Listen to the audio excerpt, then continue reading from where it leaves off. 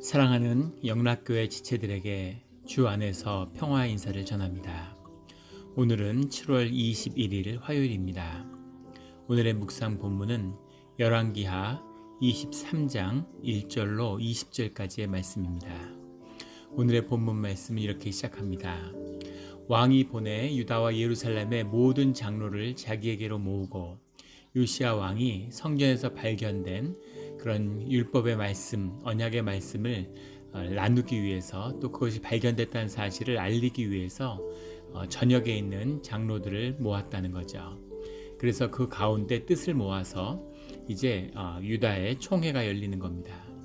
2절에 왕이 여호와의 성전에 올라가매 유다 모든 사람과 예루살렘 주민과 제사장들과 선지자들과 모든 백성이 노소를 막론하고 다 왕과 함께 앉으라.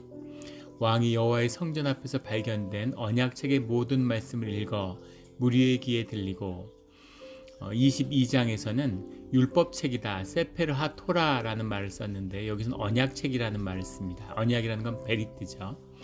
그래서 그것을 율법책이라고 부르지만 동시에 언약책, 율법책이라고 해석했지만 세파라 토라라고 하는 건 모세오경을 다 지칭하는 건데 여기서 그것을 다시 베리트라고 지칭한 걸로 봐서 대부분의 신학자들이 동의하는 이때 성전에서 발견된 책이 신명기였음을 짐작하게 합니다.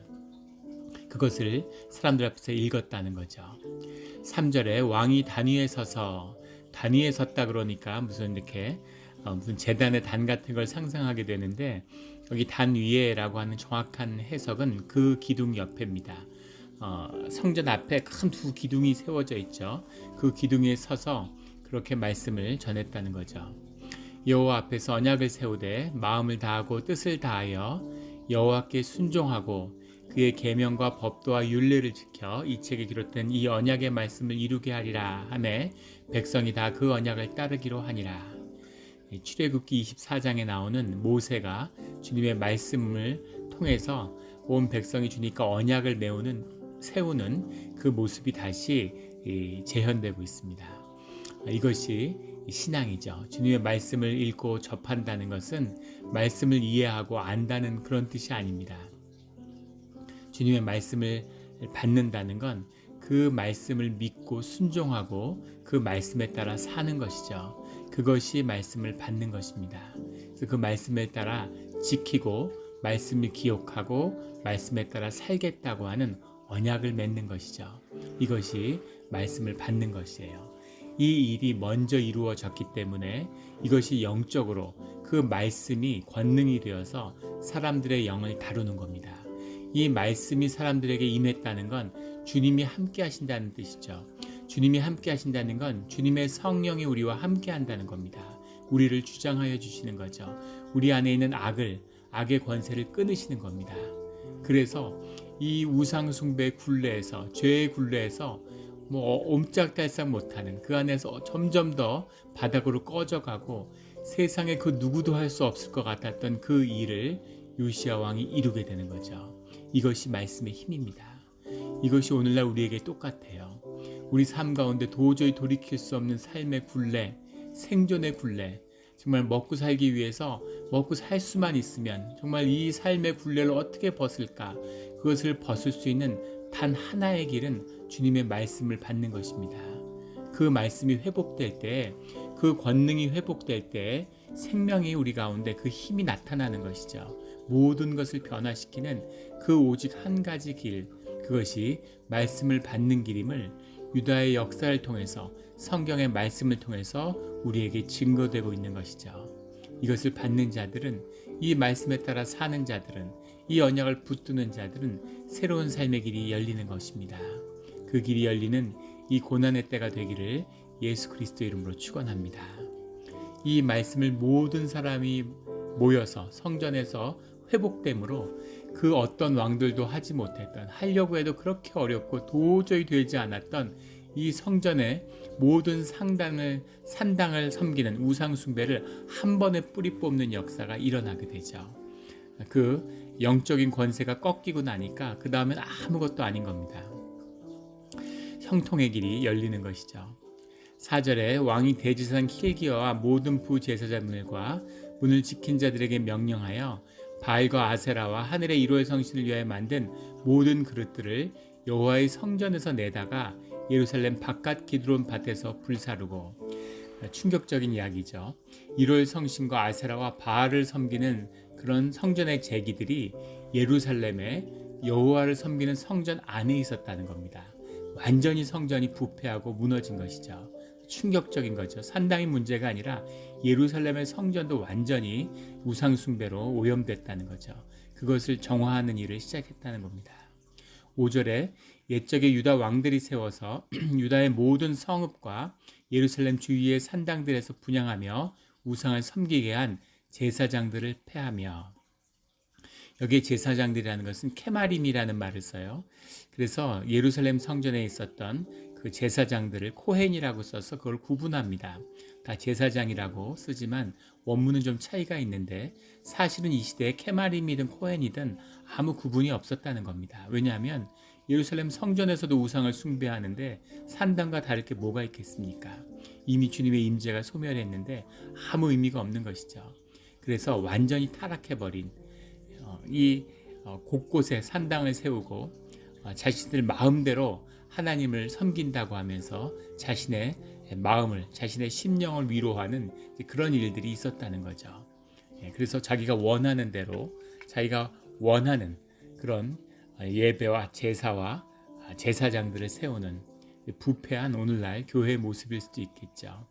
이런 일들이 빈번했는데 그 제사장들을 모두 패하는 그런 역사가 이루어졌다는 거죠.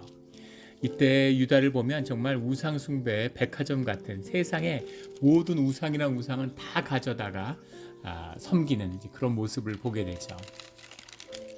6절에 보면 이 아세라상을 내다가 기드론 시내로 가져다 거기서 불사르고 빻아서 가루로 만들어 그 가루를 평민의 묘지에 뿌리고. 평민의 묘지라고 하니까 평민들을 묻는 묘지가 따로 있는 것처럼 생각되는데 그것이 아니라 보통은 그 유다에서는, 이스라엘에서는 사람이 죽으면 동굴에다 갔다가 장례를 지내는데 그 석회 동굴들이 많으니까 예루살렘 주변에도 수없이 많다고 하죠. 거기에 갔다가 이렇게 묻는데 거기다 묻지 못하는 이름 없이 죽었다든가 이런 무용고라든가 이런 것들은 그냥 그 가루를 빻아서 평민의 묘지에다가 묻었다는 거죠. 그런데 평민의 묘지라고 불렀던 건 그냥 흙입니다. 그냥 광야에다가 뿌린 거죠. 그런 이 아세라상을 가져다가 그런 흙에다 뿌렸다, 이제 이런 얘기죠. 7절의 말씀은 더 놀라운데 또 여호와의 성전 가운데 남창의 집을 헐었으니. 여호와의 성전 가운데 남창의 집이 있었다는, 남창이라고 해석했는데 하카데심이라는 말인데 이런 미동, 어린아이들, 예쁘장하게 생긴 남자아이들을 지칭하는 겁니다.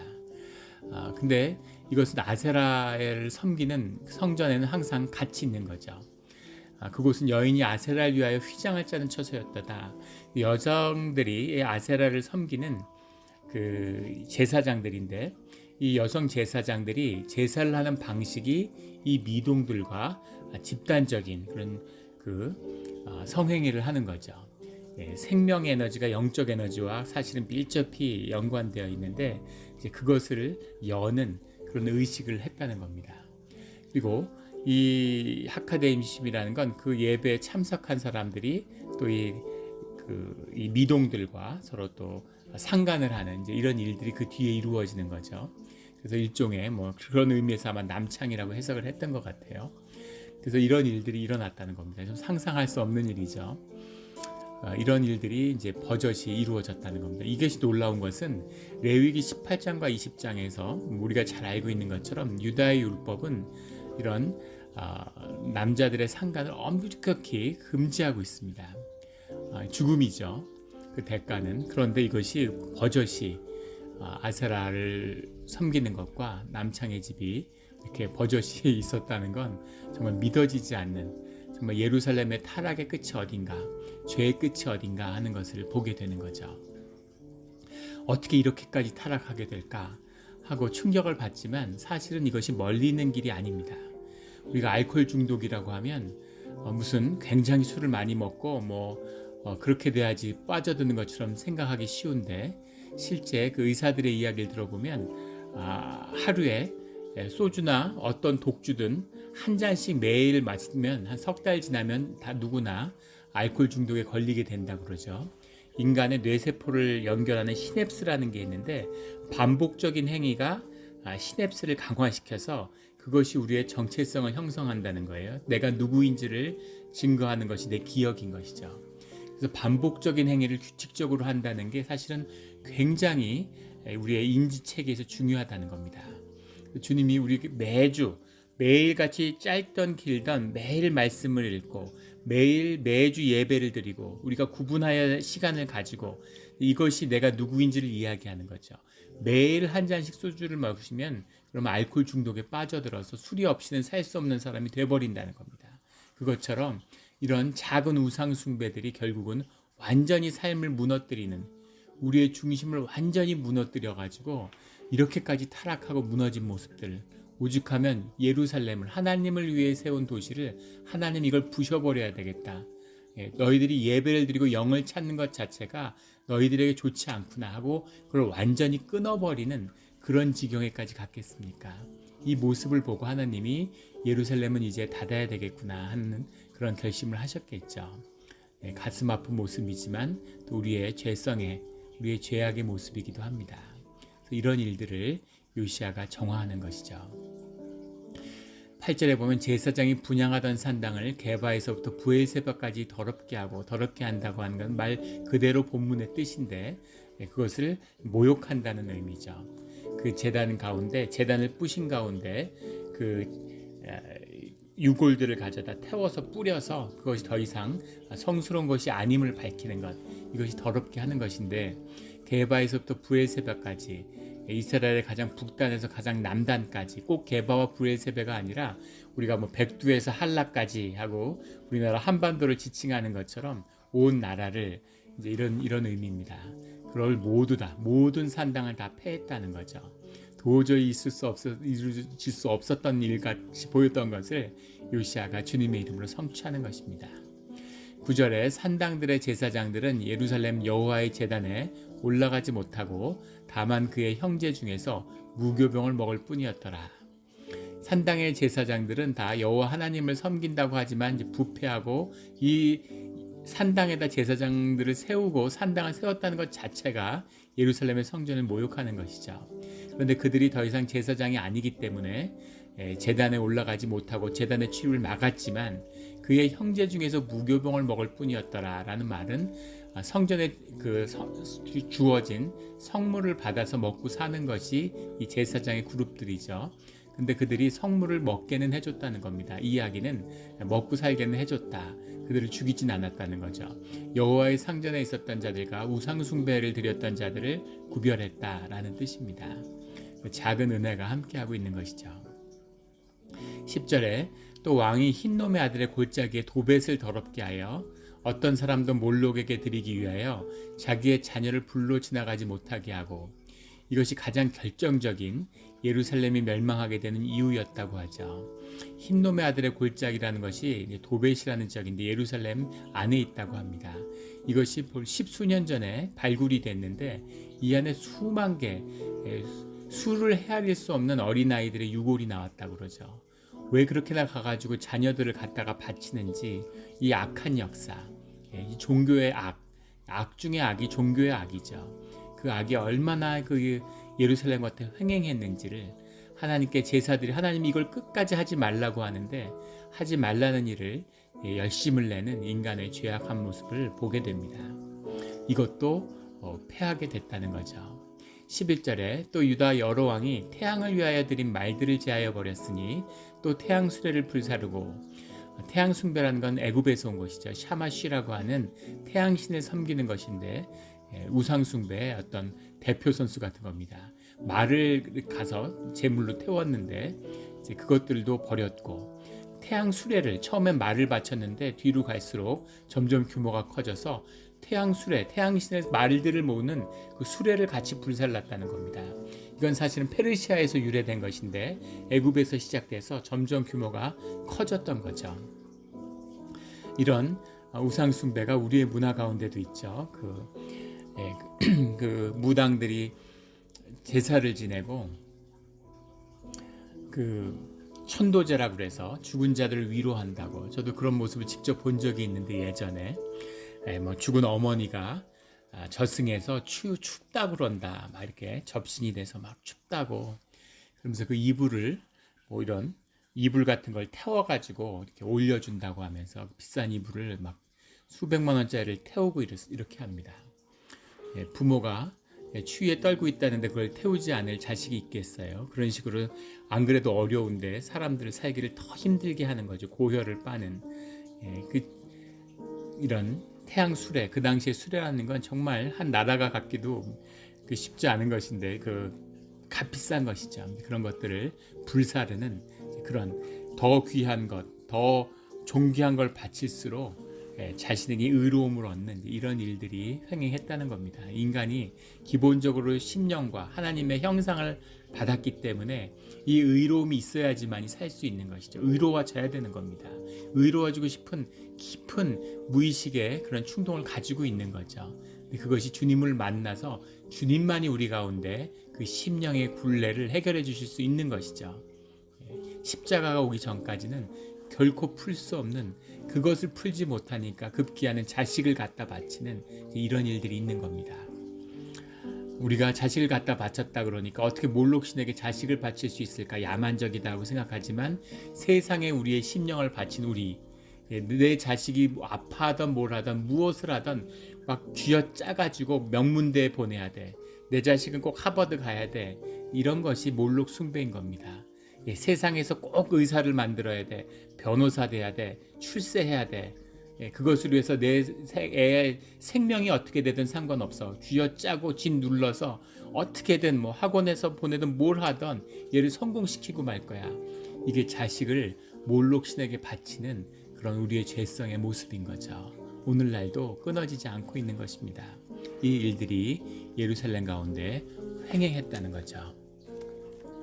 12절에 유다의 여러 왕과 아하스의 다락지붕에 세운 제단들과 므낫세가 여호와의 성전 두 마당에 세운 제단들을 왕이 다 헐고 거기서 빻아내려서, 아하스는 이 성전의 낭실들을 옮기고 제거했죠. 거기다가 우상숭배 제단을 세웠다는 겁니다. 므낫세도 그런 성전을 훼손하는 일들을 했는데, 그 두 마당에 세운 제단들, 1월 성신을 섬기는 제단들, 그 성신을 사실 므낫세가 말기에 회개하고 그 다음에 그것을 쓰러뜨렸는데 쓰러뜨려만 놨다는 겁니다. 근데 그의 아들 아몬이 왕이 되자마자 그걸 또 세웠죠. 이 요시아의 아버지와 할아버지 때의 이야기죠. 이것들을 모두 빻아내려서 모두 부셔서 두 번 다시 세울 수 없게 했다는 겁니다.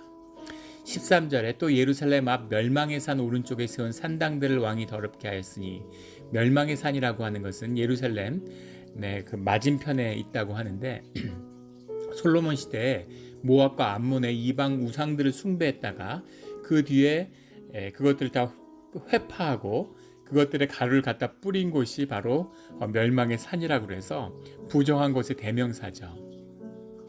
시체의 가루 같은 것, 부정한 죽음의 시체들을 갖다 뿌리는 그런 장소가 되었다고 하는데, 우상 숭배의 우상들을 갖다 버린 곳이다 보니까 이것이 부정한 곳이라고 하면서 동시에 신령한 곳의 대명사가 된 겁니다. 그래서 멸망의 산에 가서 산당을 지어서 거기서 우상 숭배를 하면 신령한 일이 일어난다, 이제 사람들이 좋아하는 거죠. 한국의 계룡산 같은 것입니다. 계룡산에 가면 수백 군데 계룡산이 그 지기가 성하고 이런 그 샤먼의 고향이죠. 온갖 그 무당과 우상과 이단과 신흥 종교들이 계룡산 주위에 빼곡히 있습니다. 계룡산에 올라가 보면 곳곳에 이렇게 제사드린 그런 과일이나 이런 것들이 있어가지고 또 야생 동물들이 많죠. 그런 것들 먹으러 내려오는, 아주 좋지 않은 곳인데 그런 계룡산과 같은 곳이 바로 이제 멸망의 산이었다는 거죠. 거기에 있는 모든 산당들도 제거해 버렸다는 겁니다. 16절에 요시아가 몸을 돌이켜 산에 있는 무덤들을 보고 보내어 그 무덤에서 해골을 가져다가 제단 위에 불살라 그 제단을 더럽게 하니라. 베달에 내려가서 베델에 있는 산당과 제단을 모두 헐어버려서 그것을 가루로 만들고 아세라 목상을 불살랐는데, 그 해골을 무덤에 있는 그 해골들을 가져다가 제단 위에서 불살라 그 우상 숭배를 하고 산당에서 우상 숭배를 했던 제사장들의 유골이죠. 그것을 불살라서 다 없애버린 불태워버린 제단 위에서 그 빻은 가루를 다시 뿌렸다는 거죠. 그래서 이렇게 함으로 그 제단을 더럽혔다는 겁니다. 그것의 어떤 영험함, 신령함, 구분됨 이런 것들을 모두 부정하는 거죠. 유대의 문화와 우리 한국의 문화가 굉장히 흡사한 게 많은데 한국에도 부관참시라는 게 있었죠. 조선시대 때 가장 벌 중에 무서운 벌이 부관참시죠. 죽은 시체를 끌어다가 다시 잘라서 버리는 겁니다. 뭐 죽은 시체를 꺼내서 잘랐는데 뭐가 그렇게 명예를 소중히 여기는 우리 민족이니까 시체를 가장 소중히 여겼죠. 죽음을 신성시하는.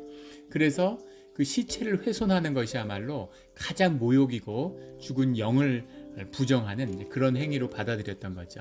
그래서 유대인들도 이 죽은 시체를 다시 태워서 가루로 만드는 이것이야말로 가장 모욕적이고 가장 그 죽음과 영혼을 훼손하는. 가톨릭에서는 파문을 당하면 구원의 기회가 없다고 얘기하죠. 교회에서 제하여진 것이기 때문에 죽어도 어떤 연옥의 교리를 죽어서도 구원이 있다고 가리키는 가톨릭 안에서도 파문을 당한 자는 두 번 다시 어떠한 이유에서도 구원받을 수 없다. 이렇게 해서 뭐 이탈리아의 마피아들도 제일 두려워하는 것이 파문이다. 뭐 이런 이야기를 예전에 들은 적이 있습니다. 그것처럼 유대인들은 이 뼈를 훼손하는 것이야말로 이제 가장 큰 모욕이고 가장 큰 처벌이라고 믿는데 그 제사장들의 유골을 가져다가 모두 태워서 제단에 뿌렸다는 겁니다. 두 번 다시 산당에 제사를 드리지 말라는 그런 주님의 경고인 거죠. 17절에 요시야가 이르되 내게 보이는 저것은 무슨 비석이냐 그것들을 부시다 보니까 베델에서 비석을 하나 발견했는데 저건 뭐냐라고 얘기하니까 유다에서 왔던 베델의 제단에 대하여 행하신 이 일을 전하러 유다에서 왔던 하나님의 사람의 묘실이니다 라고 얘기하는 거죠. 여로보암의 우상숭배의 죄를 비판하고 돌아가다 죽음을 당했던 무명의 이 제사장 선지자의 이 묘실이 이때까지 남아있고 사람들이 그것을 기억하고 있었다는 거죠. 그래서 그것은 보존되었다는 겁니다. 이름이 뭔지도 모르고 무슨 유명한 사람도 아니고 권세가 있었던 것도 아니고 억울한 죽음을 맞은 하나님의 사람이었지만 이 베델 전체가 이 회파되는 과정에서도 이 하나님의 사람의 묘실은 주님의 이름으로 지켜졌다는 거죠. 이것이 주님의 역사라는 것을 보여주는 겁니다. 성경이 남기고 싶은 거죠.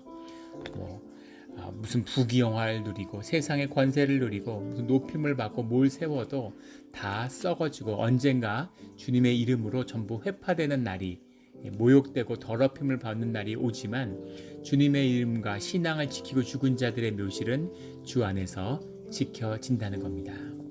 20절에 거기 있는 산당의 제사장들을 다 제단 위에서 죽이고 사람의 해골을 제단 위에서 불사르고 예루살렘으로 돌아왔더라. 왜 어떤 제사장들은 살아났는데 왜 베델의 제사장들은 다 죽이고 해골까지 불살라 했을까? 이것은 베델이기 때문인 거죠. 이 베델과 단의 이 죄라고 하는 건 산당과 함께 주님이 가장 싫어하시는 그런 일들이었죠. 그래서 두 번 다시 베델의 우상 숭배가 베델은 하나님을 섬기기 위해 구별된 장소입니다. 그래서 다른 곳에서 하는 우상 숭배하고는 다른 차원이죠. 예루살렘의 성전 안에서 우상 숭배를 한다는 건 물론 다 나쁜 것이지만 다른 곳에서 나쁜 짓을 하는 것과는 비교할 수 없는 것이죠. 이것이 주님이 구별하시는 주님을 주님으로서 만나는 참된 비밀입니다. 요시야 왕이 8살의 왕이 돼서 또 그 어려움 속의 왕이 되었던 이 요시야 왕이 이 모든 일들을 성취했어요. 정말 신기한 것은 이 아수르 바시팔 왕이라고 하는 이 아수르의 왕이 갑자기 죽음을 맞이하고 이 아수르가 사분오열되면서 극적으로 몰락하게 됩니다. 그래서 이 일들이 일어나는 바람에 완전한 이 유다가 평화의 시기에 들어가게 되었던 것이죠. 아직 바벨론은 일어나지 않았고 아수르는 멸망하는 시기와 이게 겹치면서 이 요시아가 내치를 할 수 있고 유다가 다시 부흥할 수 있는 절묘한 이런 시기가 이루어진 겁니다. 이게 우연의 일치일까요? 그게 아니라 이 신앙을 회복하는 것에 전념하고 하나님이 회복되니까 주님이 모든 것을 다루시는 겁니다. 주님이 그 평화의 시기가 화평과 형통의 길이 열리도록 주님이 역사하시는 거죠. 이것이 말씀이 회복된 것의 참된 역사입니다. 주님이 모든 것을 해결하시는 거죠. 내가 해결하려고 하면 성전에 기둥에 있는 금박을 벗겨서 갖다 바쳐도 해결이 되지 않는데 점점 더 어렵고 점점 더 비참해지는데 주님이 함께 하시니까 주님이 도와주시니까 모든 일들이 주 안에서 형통하게 풀어지는 것이죠. 이것이 주님이 주님과 만나며 주님 앞에 나오라고 하는 자녀들을 초청하는 비밀입니다. 주님을 위해서가 아니라 주님이 우리를 위해서 주님을 만나야 한다고, 정결해야 한다, 구별되어야 한다라고 말씀하시는 참 뜻이죠. 이 성경을 읽다가 요즘 표현을 하면 고구마를 한 열왕기상 하를 읽다 보면 고구마를 한 10개쯤 먹은 그런 마음에 심령의 답답함이 있죠. 근데 그것이 정말 후련하게 풀어지는 오늘의 말씀입니다. 은혜가 있고 이런 일들이 우리 가운데 회복되어서 이 모든 일들은 이미 300년 전에 이런 회복이 있을 것이라고 주님이 전하였던 말씀이 성취되는 것이죠. 주님이 우리에게 주신 약속의 말씀들이 있습니다. 축복의 말씀들이 있죠. 미루어지고 지연되고 우리가 경험하지 못하는 그 약속이 오늘 우리 가운데 이 어려움 속에서 주님에게 의뢰하고 주님을 다시 만남으로 그 약속들이 성취되는 그런 이 때가 되기를 예수 그리스도 이름으로 간절히 축원합니다. 아멘.